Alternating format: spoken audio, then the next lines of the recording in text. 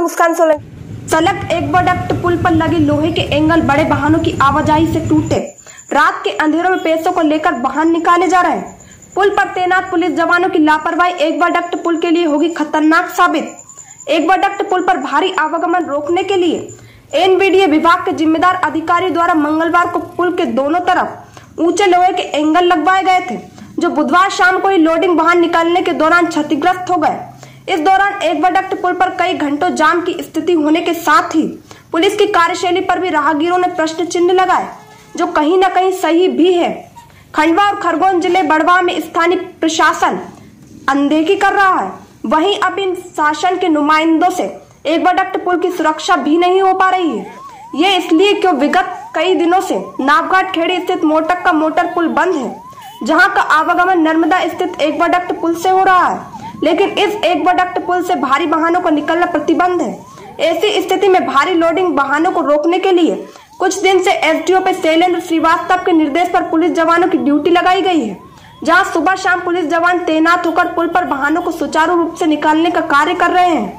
इस दौरान ड्यूटी पर तैनात जवान अपनी निजी स्वार्थ के लिए रात्रि में लोडिंग वाहन सहित कई बड़े वाहनों को निकालने को इजाजत दे रहे हैं। ऐसी स्थिति में बुधवार रात्रि में बड़े वाहनों के गुजरने के दौरान पुल के दोनों तरफ लगे लोहे के एंगल क्षतिग्रस्त होकर जमीन पर गिर पड़े, लेकिन पुलिस प्रशासन ने उन वाहनों पर कार्रवाई करना उचित नहीं समझा। लेकिन कारण आज भी एक्वाडक्ट पुल के लोडिंग एवं वाहन का निकलना जारी है।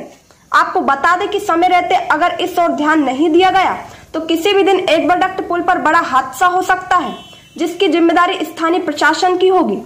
ओंकारेश्वर से आकाश शुक्ला की रिपोर्ट।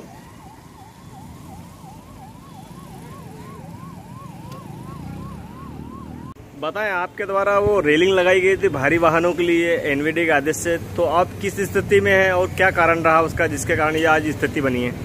बड़वा नर्मदा रोड पे एक्वाडक्ट की नहर के दोनों तरफ भारी वाहन न जाए, इसलिए विभाग द्वारा मुझसे निवेदन करने पर मेरे और कुछ विभाग के सहयोग से मैंने बड़ी गार्डर वो लगाई है दोनों तरफ। पहले दिन लगाने के बाद उसको आइसर और बड़े जो वाहन उसमें से ऐसे निकल सकते हैं। हालांकि उसकी ऊंचाई मैंने 9 से 10 फीट की ऊंचाई रखी है, और 9 से 10 फीट इसलिए ऊंचाई रखी है क्योंकि उसमें एम्बुलेंस निकल सके बड़ी वाली, और उसको देखते हुए उसमें से आइसर और ये गाड़ियाँ बड़ी बड़ी वाहन निकल रहे हैं। इस वजह से पहले दिन तो उन्होंने